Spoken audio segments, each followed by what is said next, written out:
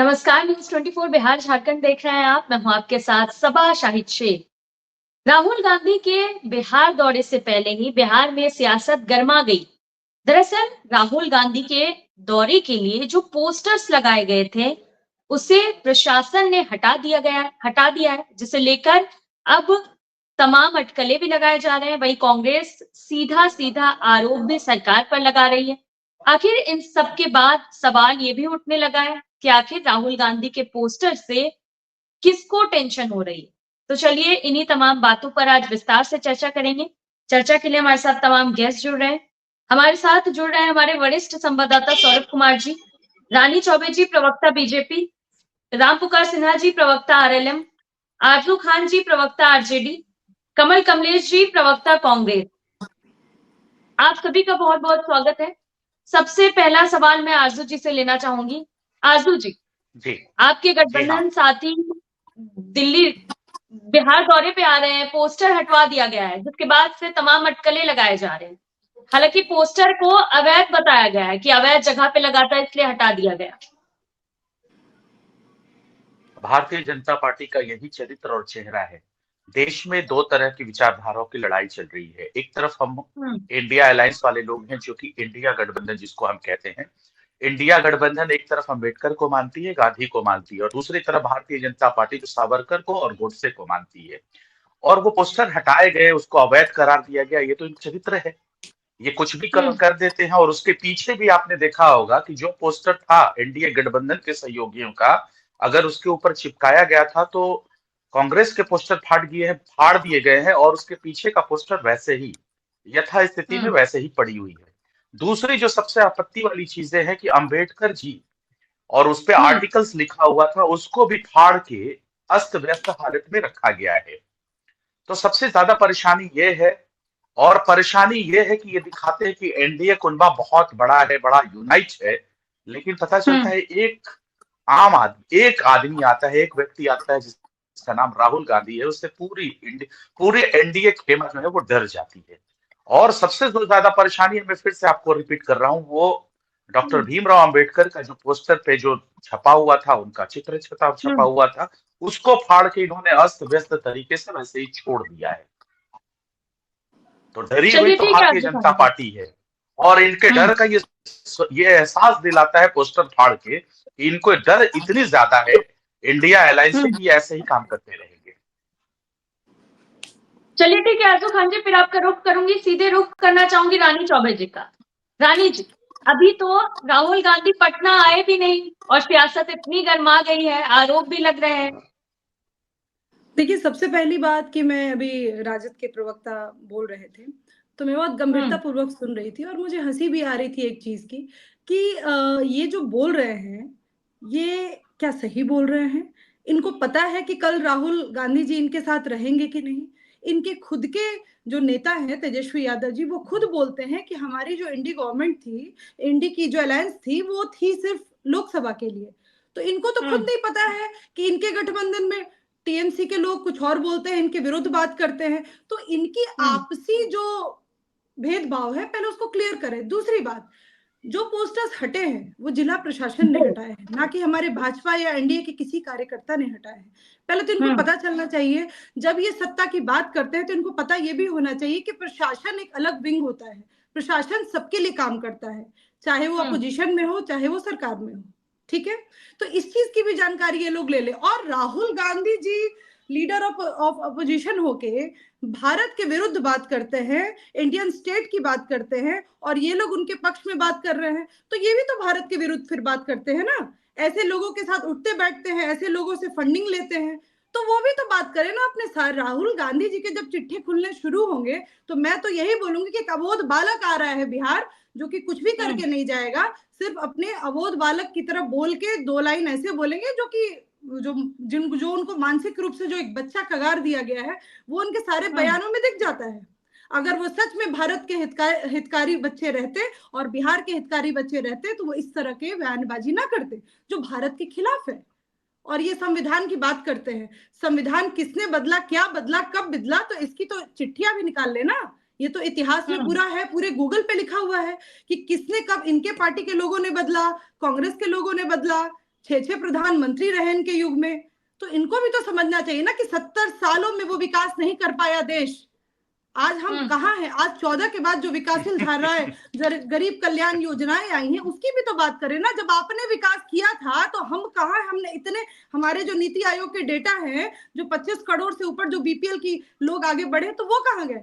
मैं ये भी तो पूछना चाहूंगी ना, आपने विकास किया था और हमने 25 करोड़ बीपीएल धारा से ऊपर आ गए हैं। सभा में तो इनका कैसे जवाब आप? देना चाहूंगा।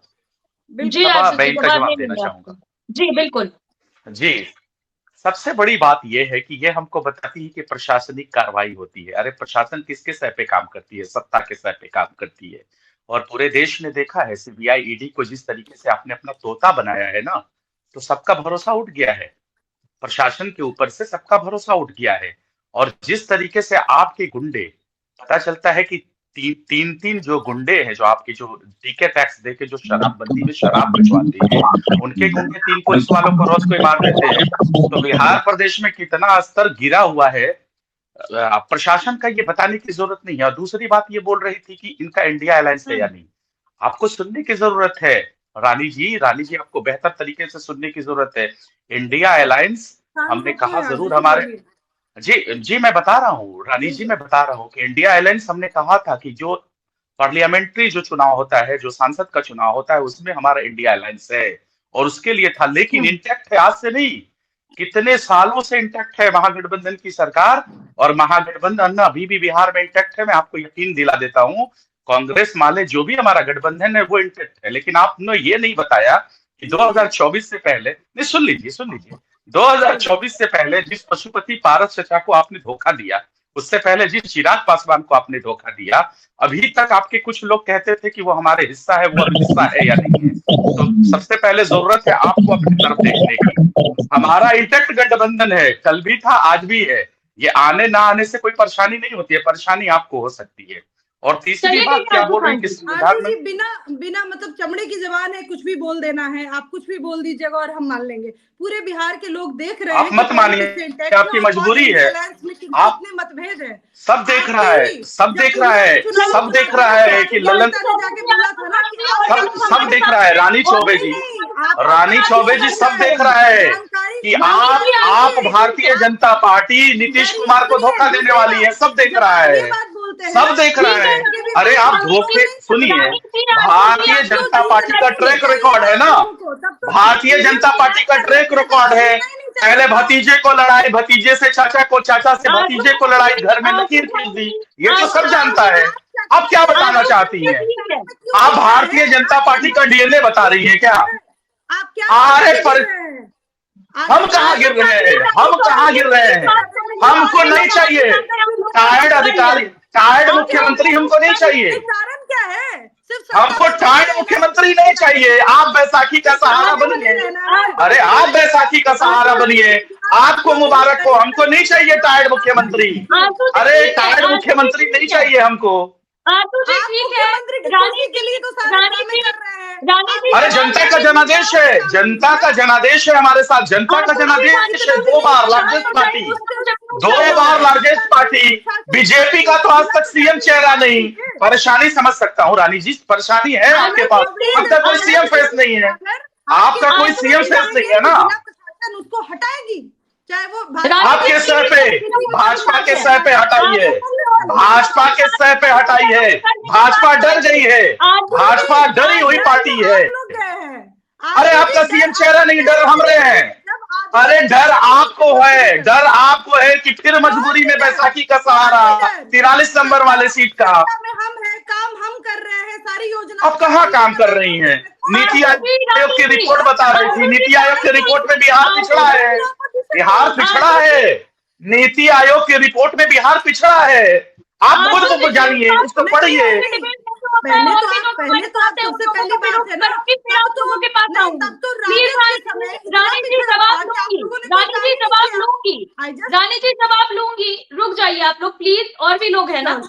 सीधा रुक कर जाऊंगी कमलेश जी का। कमल जी, राहुल गांधी बिहार दौरे पर आ रहे हैं, क्या कुछ खास होने वाला है? सभा जी, राहुल जी जो है पूरी तरह से नॉन पॉलिटिकल सभा में आ रहे हैं, जिसका जो है सामाजिक संगठन, एक्टिविस्ट हो गए या किसी संस्था से जुड़े हुए एनजीओ हो गए, उनको संबोधित करने के लिए आ रहे हैं, ना कि ये पॉलिटिकल सभा है। पहली बात, इन लोगों ने जिस तरह से पोस्टर को फाड़ के अपनी मंशा दिखाई है, तो इनकी मंशा तो स्पष्ट झलकती है कि संविधान के प्रति इन लोगों का क्या रवैया है। इन लोगों ने हमेशा संविधान को तोड़ मरोड़ के पेश करने का प्रयास किया है। इन लोगों ने एक नैरेटिव सेट किया है संविधान के लिए कि ये लोग संविधान को किस तरह से मानते हैं।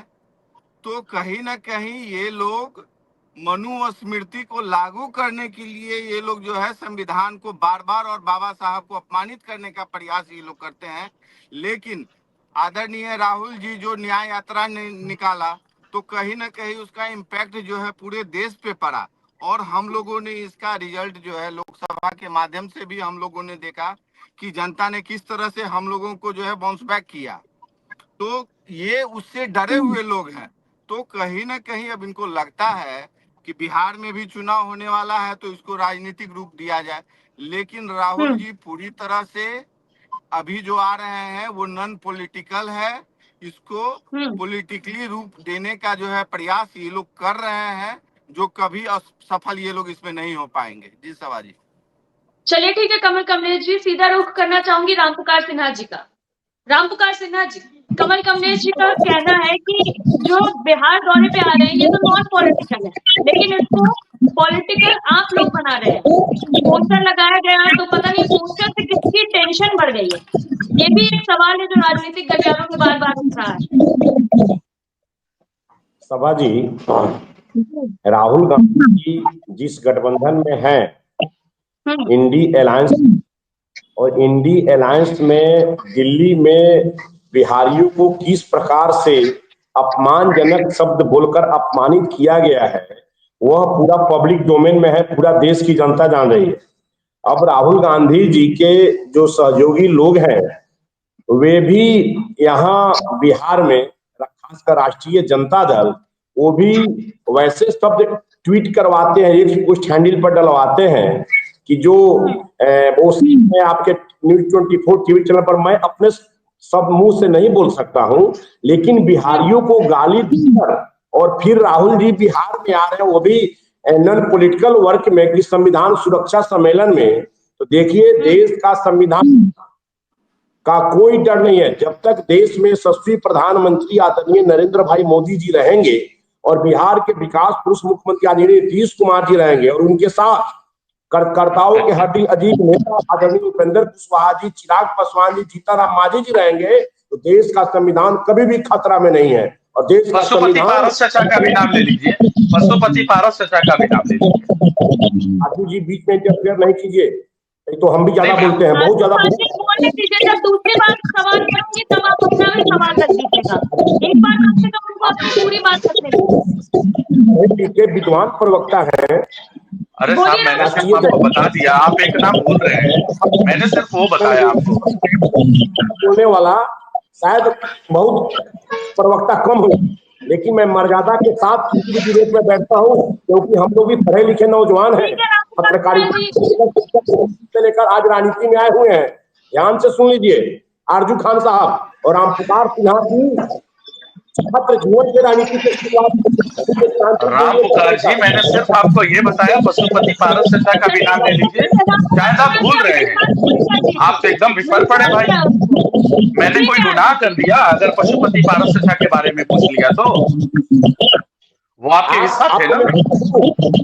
आप ही की तेजस्वी प्रसाद यादव ने बिहारियों को दोगला कह के बुलवाया है ट्वीट हैंडल पर, ये भूल गए आप? आपको समझ में नहीं आ रही कि बिहारियों को गाली देकर और चलोगे बिहार के लोगों से वोट मांगने? यही है राजद का कल्चर। मुख्यमंत्री जी ने महिलाओं को, बिहार की महिलाओं को बिहार के सदन में खड़े होकर क्या कहा, ये आपको याद है? आपको ये याद है? प्रदेश के मुख्यमंत्री ने सदन के अंदर, विधानसभा के अंदर प्रदेश की महिलाओं का अपमान किया, वो आपको याद है या नहीं याद है? वो आपको नहीं याद है? वो नहीं दिखता है आपको? आप बिहार पढ़ते हैं साहब। आज का जो टॉपिक है प्लीज उसमें बात करते हैं, ठीक है? चल रहे हैं, फिर आप जरूर करेंगे। ज्यादा जानकारी के लिए हमारे वरिष्ठ संवाददाता सौरभ जी का रुख करना चाहूंगी।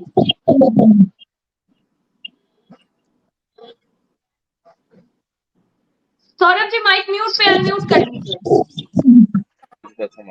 जी आरजू खान, आपसे मेरा एक आग्रह है, निवेदन है कि जिस मुद्दे पर हम लोग बात कर रहे हैं ना, अगर हम लोग उसी मुद्दे पर रहे तो सबके लिए ज्यादा बेहतर है। मुद्दे से भटकने का कोई मतलब नहीं है, कारण हम लोगों को चर्चा के लिए जो समय है ना वो काफी सीमित है। सौरभ जी मैं उसी मुद्दे पे हूँ। तो अगर कोई बोल रहा है तो आप उसको, अगर कोई हमारे जो मेहमान हैं वो अगर बोल रहे हैं तो उनको उनकी बात पूरा करने दीजिए। कमल कमलेश जी, मेरा सवाल धन्यवाद। आपसे आपको ये है, सिर्फ मेरी बातें आपको समझ में आ रही है उसके लिए धन्यवाद। अरे सर, मैं राम पुकार जी को नहीं अच्छी बात है सर। नहीं आपने मैं स्पेशली राम मुझे पुकार कहा, जी को भी कह रहा हूँ, जैसे अकेले मैं इंटरप्ट कर रहा हूँ। नहीं, मैंने केवल आपका नाम लिया है, लेकिन मैं सबको कह रहा हूँ। मैं केवल आपको नहीं कह रहा हूँ, जो लोग बीच में इंटरप्ट कर रहे हैं मैं सबको कह रहा हूँ कि हम लोगों के पास समय काफी कम होता है, तो अगर मुद्दे को लेकर बात करेंगे तो वो चर्चा थोड़ा सा सकारात्मक होगी। कमल जी, ये बताइए मुझे कि जहां तक मेरी जानकारी है, राहुल गांधी का पटना में 2 प्रोग्राम है। एक प्रोग्राम सदाकत आश्रम में रखा गया है, जहां उनका इंटरेक्शन जो है वो कांग्रेस के नेताओं और कार्यकर्ताओं के साथ होगा, और दूसरा प्रोग्राम उनका संविधान बचाओ है, जो बापू सभागार में रखा गया। तो ये बताइए कि कितना ज्यादा उत्साह राहुल गांधी के आने के बाद, क्योंकि ये चुनावी साल है। सौरभ जी, आदरणीय राहुल जी का इंतजार पूरा देश आज देख रहा है उनकी ओर, तो कहीं न कहीं बिहार वासियों को और उनके जो कार्यकर्ता हैं, तो कहीं न कहीं उनके प्रति उनका रहता है कि वो आ रहे हैं, तो ये तो खुशी की बात है उनके लिए। तो वहाँ जब बापू सभागार के कार्यक्रम के बाद ये आश्रम में भी इनका एक प्रोग्राम है, कार्यकर्ता सम्मेलन करके है, तो इसमें लोग वो कार्यकर्ता को संबोधित करेंगे, और इतने दिनों बाद वो आ रहे हैं, तो वहाँ पे 1-2 कार्यक्रम और है, इंदिरा भवन का भी हम लोगों ने उद्घाटन का उसमें रखा है, तो कहीं न कहीं कुछ बिल्डिंग वहाँ पे बनी भी है, पीछे में स्टाफ के लिए भी बनी है, तो उसका भी है। तो वो सिर्फ ये तो मान लीजिए हुआ कि जब बापू सभागार में जो कार्यक्रम है वो करने के बाद ही आश्रम आएंगे वो, तो ये तो औपचारिक रूप से है कि बूस्टअप कैसे किया जाए कार्यकर्ता को, तो एक संवाद होगा दोनों के बीच में। तो ये कहीं से भी पॉलिटिकल इसको रूप देना ये किसी भी एंगल से सही नहीं होगा। आदरणीय राहुल जी ने हमेशा जन सरोकार की बात की है, गरीबी की बात की है, बेरोजगारी की बात की है। कल ही वो एम्स दिल्ली में गए थे, जहाँ की व्यवस्था को देख के उन लोगों ने उन्होंने क्या कहा, ये पूरा देश जान रहा है, जैसे स्थिति एम्स की है वो हम लोग देख रहे हैं। तो कहीं न कहीं इस सब में सुधार की जरूरत है, जिसको आदरणीय राहुल जी बहुत बारीकी से दिखाने का प्रयास कर रहे हैं देश को और देश की जनता को, कि समझ सके ये बीजेपी सरकार किस तरह से काम कर रही है। आदरणीय राहुल जी का और कहीं कोई ये मंशा नहीं है कि बीजेपी क्या कर रही है, नहीं कर रहा है, बस देश की जनता के लिए वो क्या कर रही है, बस उनपे वो उनका फोकस रहता है। जी सौरभ जी। आरजू खान, आपसे मेरा ये सवाल है, कारण एनडीए के तरफ से ये सवाल बार बार उठाया जा रहा है कि जानबूझकर आज ही के दिन, यानी कल आप लोगों का राष्ट्रीय कार्यकारिणी का बैठक भी है और राहुल गांधी भी आ रहे हैं, तो जानबूझ के राष्ट्रीय कार्यकारिणी का जो आयोजन है या जो प्रोग्राम है वो रखा गया है, ताकि दोनों एक दूसरे से इंटरेक्ट नहीं हो पाए। नहीं देखिए ऐसा नहीं चाहे आरजेडी के नेता हो या फिर जी सौरभ जी, ये प्रोग्राम कोई एक दिन पहले नहीं रखा गया है या 2-4 दिन पहले नहीं रखा गया, ये शेड्यूल पहले से था। कभी कभी ऐसा होता है कि कोई शेड्यूल एक साथ में मैच कर जाता है, तो वही चीज हुआ है, और ये बहुत पहले का शेड्यूल था। तो ये कहना तो सत्ता पक्ष की मजबूरी है कि हम लोग इंटरेक्ट न कर पाए। हम लोग बार बार जब आपके चैनल्स पे बैठ के कह रहे हैं कि हमारा महागठबंधन बिहार में कल भी कांग्रेस के साथ था, आज भी है, जो हमारे सहयोगी दल थे वो हमारे साथ हैं, तो फिर इसमें कोई सोचने वाली बात ही नहीं है, इस पे कुछ मतलब ई फॉर्मेट वाली कोई मतलब ही नहीं है। नहीं आरजू खान जी, सोचने वाली बात इसलिए है कि राहुल गांधी के आने के पहले भी कांग्रेस ने अपनी मांग जो है आप लोगों के सामने रख दी है कि देखिए, मांग 70 सीट तो मुझे चाहिए ही चाहिए, उससे ज्यादा अगर हो सकता है तो उससे ज्यादा लेंगे, नहीं तो कम से कम 70 सीट तो जरूर लेंगे। देखिए, सीट की जहां तक बातें हैं, ये हर गठबंधन में होता है। अभी आपने कल देखा, जीतन राम मांझी ने भी दावा कर लिया है कि हमको इतने सीट पे हमको लड़ना है। तो ये उनका अधिकार होता है, वो मांग सकते हैं। लेकिन वो कोई भी दल हो, वो बैठ के हम टेबल पे सही करते हैं, और इससे हमारा लेकिन बार बार लेकिन आरजू जी, बार बार मुझे आपके नेता का वो बयान याद आता है 2020 का, जब वो हारने के बाद उन्होंने बयान दिया था कि कांग्रेस को 70 सीट देना हमारी सबसे बड़ी भूल थी। ठीक है, वो चीजें हम बैठ के टेबल पे हम तय करेंगे, हम किसी टीवी स्क्रीन पे नहीं तय करेंगे। और मैं फिर से कह रहा हूं, ये कोई भी गठबंधन हो, उस गठबंधन का ये अधिकार होता है। कल जीतन राम मांझी जी ने भी कह दिया, एनडीए से उन्होंने मांग लिया। अभी तो चिराग पासवान को मांगना बाकी है, अभी तो भारतीय जनता पार्टी को मांगना बाकी है कितने सीटों पे वो लड़ना चाहेगी। अभी तो खेल शुरू हुआ है। लेकिन इससे ये कयास लगाया जाए कि कोई भी गठबंधन बिखर जाएगी, तो आपको एक सिर्फ गठबंधन बिखरी हुई नजर आई है, जिसका नाम है एनडीए। और उसके पशुपति पारस खुद उन्होंने बयान दे दिया है कि इन्होंने हमको कहीं का नहीं छोड़ा। 2024 से पहले हमको गठबंधन का। तो आप लोगों ने कहा है ना कि पशुपति पारस जी का सम्मान करेंगे, उनका स्वागत करेंगे महागठबंधन के अंदर। जाहिर सी बात है, हमने कहा है, और हमारी तो यही आदत रही है। नीतीश कुमार जी भी जब पहले आए थे तो उन्होंने क्या कहा था हमसे कि भारतीय जनता पार्टी हमको दबा रही है, हमको परेशान कर रही है। तो राष्ट्रीय जनता दल तो इसी के लिए जानी जाती है, गरीब, वंचित, शोषित, बेसहारा, बेजुबान, जिनको प्रताड़ित किया जाता है, जिनको परेशान किया जाता है, मजबूर और लाचार होता है, उसके लिए बाहें फैला के बैठती है राष्ट्रीय जनता दल। तो हम तो इसी के लिए जाने जाते हैं।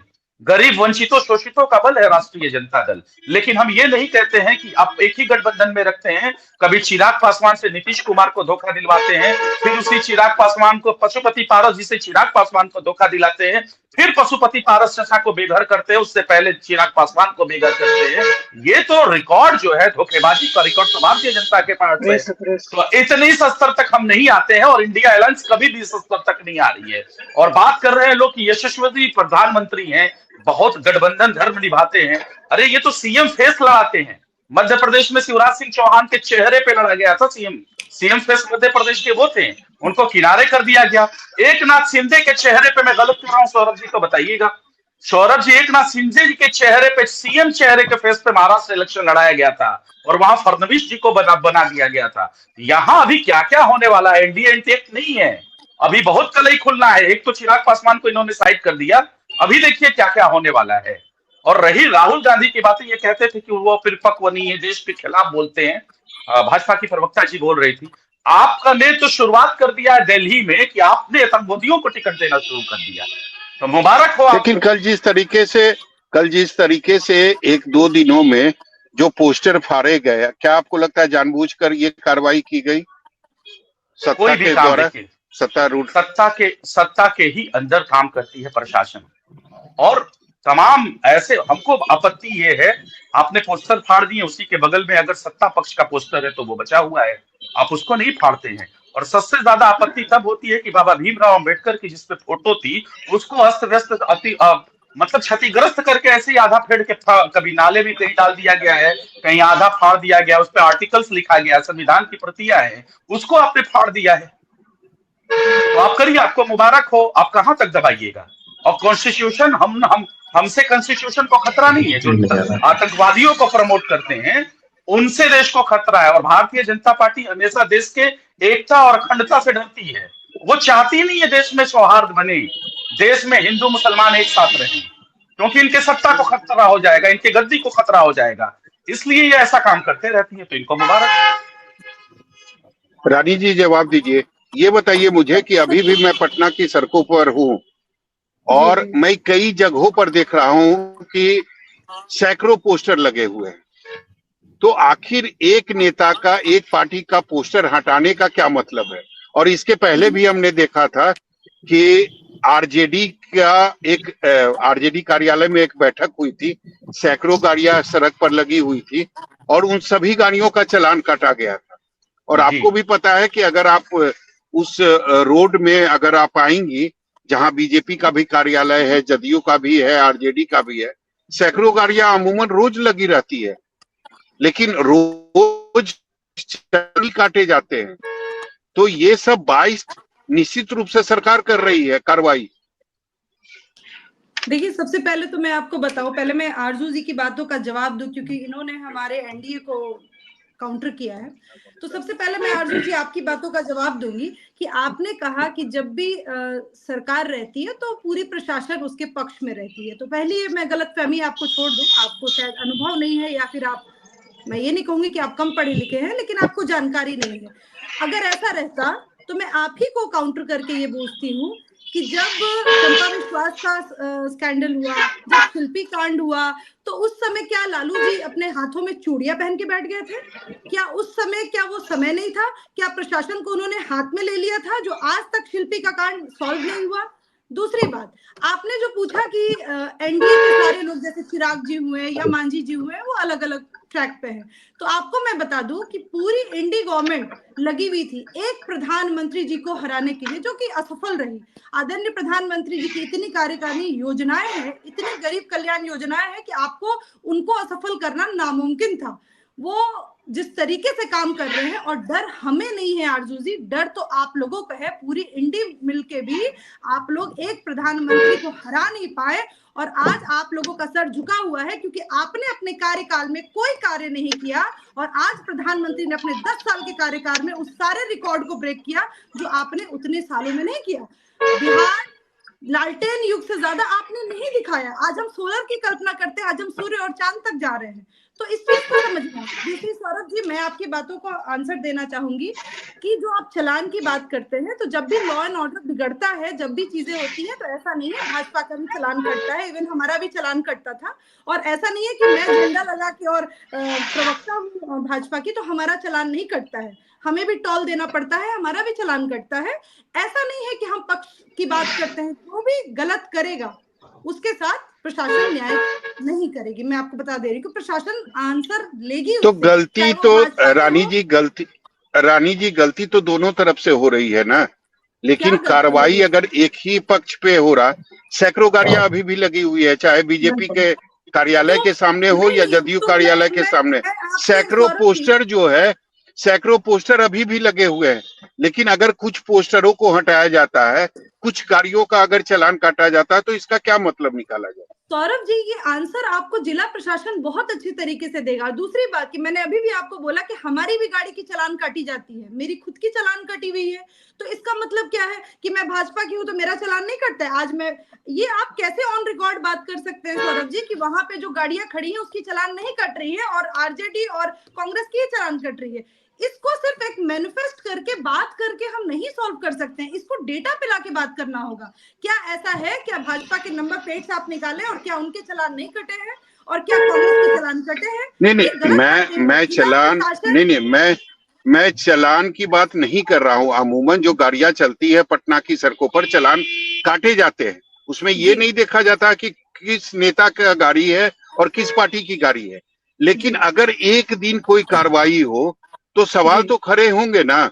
अगर एक दिन कार्रवाई की जाए उस सर, देखिए, जनता को, बिहार की जनता को लॉ एंड ऑर्डर में कोई परेशानी ना हो, क्योंकि जब भी कोई बड़ा नेता आता है, लीडर अपोजिशन अगर आ रहे हैं, तो ऑब्वियस है कि कुछ लोग उनके इसमें उतरेंगे और बहुत प्रशासन को बहुत तरीके से गवर्नमेंट को जवाब देना होता है, उनको भी पनिशमेंट मिलता है।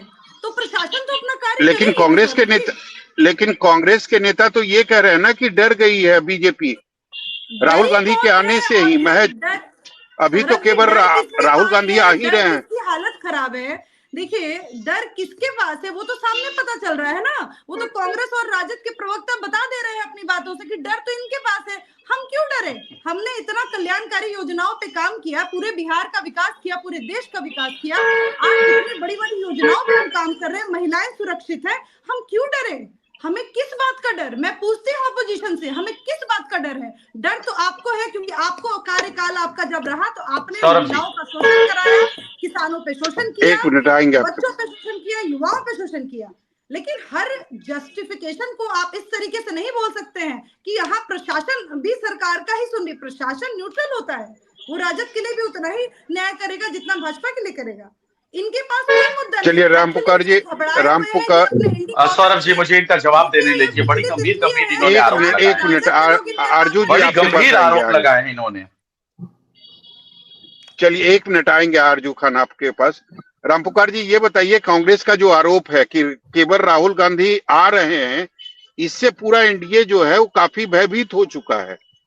सौरभ भाई, राहुल गांधी जी आवे, केजरीवाल साहब आवे, अखिलेश यादव जी आवे, या बिहार में तेजस्वी प्रसाद यादव जी रहे, एनडीए गठबंधन इतना मजबूत है, एनडीए की जड़ें बूथ स्तर तक पहुंच गई है, इसका भय और व्याप तो इंडिया अलायंस के लोगों को लगेगा ही। और राहुल गांधी जी बिहार में माफी मांगने आ रहे हैं, जो दिल्ली में बैठकर बिहारियों को जो अप्रभंग शब्द किए का प्रयोग किए हैं उनके गठबंधन के लोग, इसके लिए बिहार में वो माफी मांगने आ रहे हैं कि हे बिहार के देवताओं, जनता जनार्दन भाइयों, बहुत अप्रभंग शब्द हमने प्रयोग कर दिया है, इसलिए मैं बिहार की धरती पर आ रहा हूं कि मुझे माफ कर दीजिए। इसके लिए राहुल गांधी जी आ रहे हैं। तो आपके तरफ से भी हुई ना राम पुकार जी, बयानबाजी तो आपके तरफ से भी हुई।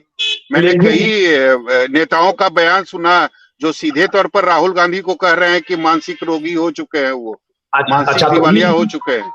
मैं किसी हमारी एनडीए गठबंधन के जो भी प्रवक्ता या जो भी नेता अगर कुछ बयान दिए हैं तो उस तरह का बयान नहीं दिए हैं जिस तरह का बयान बिहारियों के लिए बोला गया है।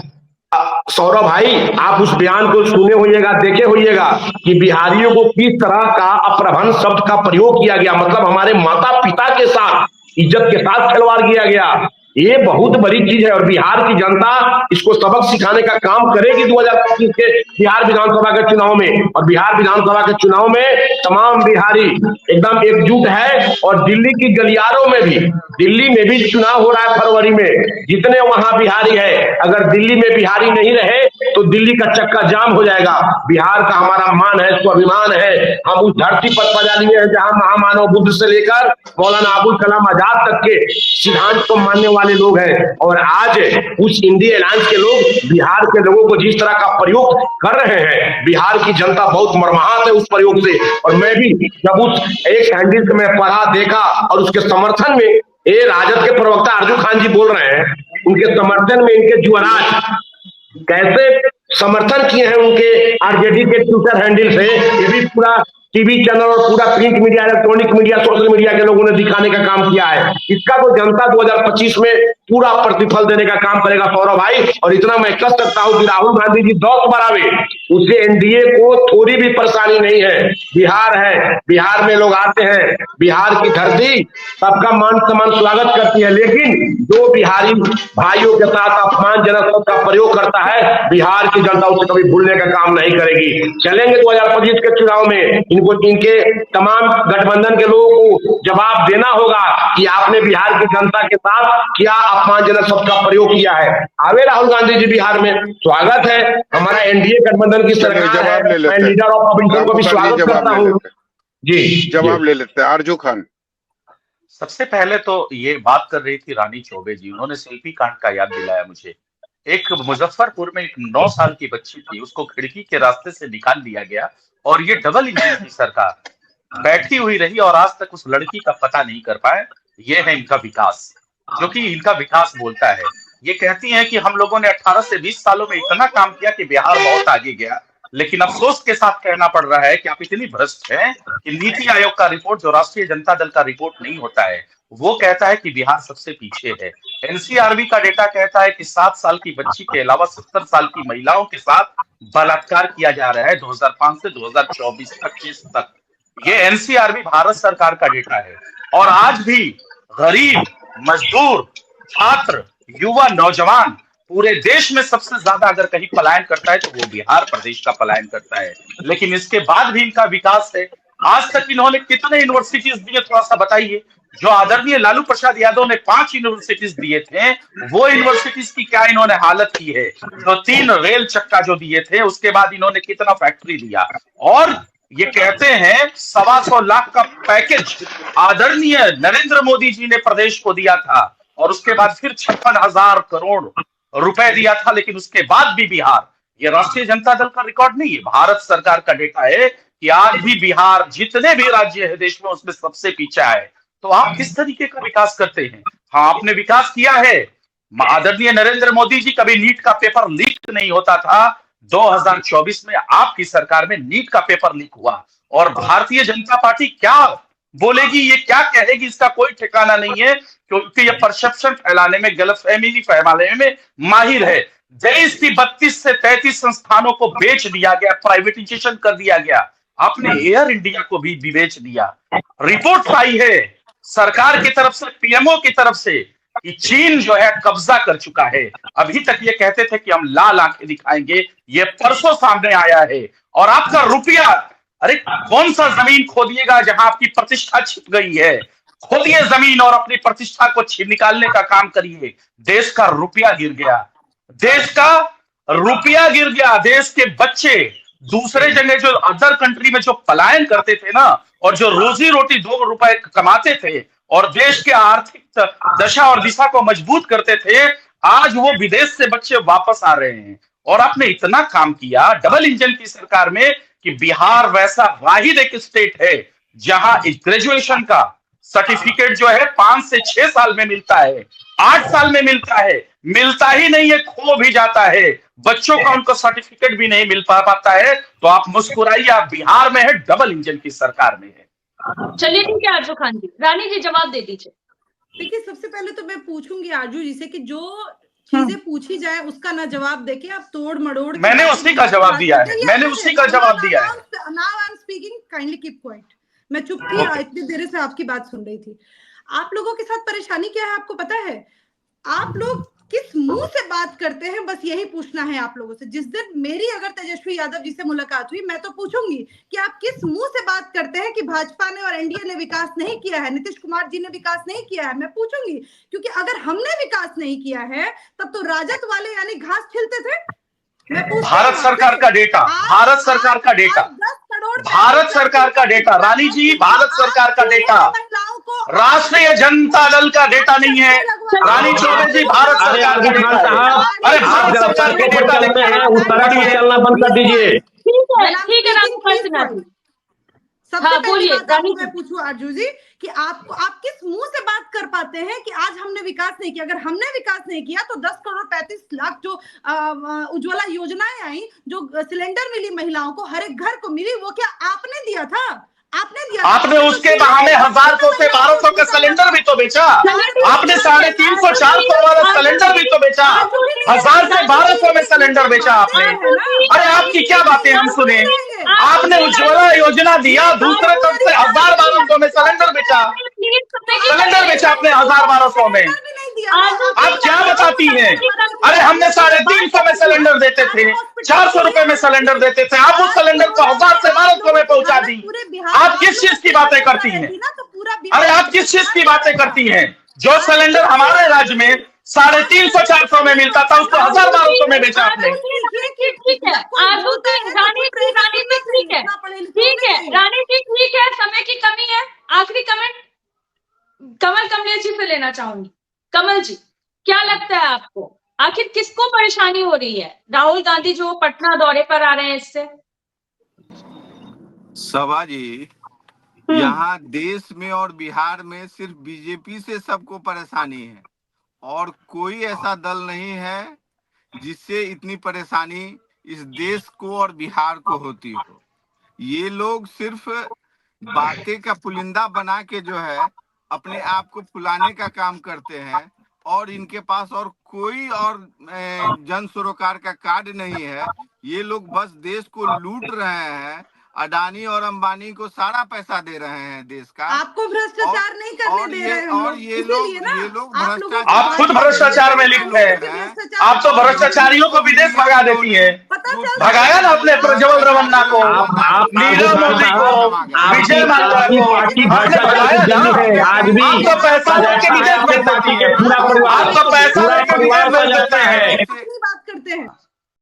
दरअसल अगर बात की जाए तो 18 जनवरी को राहुल गांधी बिहार दौरे पर आ रहे हैं पटना में। हालांकि जिसके बाद से सियासत काफी गर्मा गई है। राहुल गांधी के पटना दौरे के लिए जो पोस्टर लगाए गए थे, उस पोस्टर को हटा दिया गया है, जिसके बाद से तमाम सवाल भी उठने लगे हैं। अब आने वाले समय में क्या होगा, ये देखने वाली बात होगी। फिलहाल के लिए इतना ही। देखते रहिए News 24 बिहार झारखंड। अगर आपको ये डिबेट अच्छी लगी तो उसे लाइक और शेयर जरूर करें। आप अपनी राय में कमेंट करके भी जरूर बताएं और हमारे चैनल को सब्सक्राइब करना ना भूलें। नमस्कार।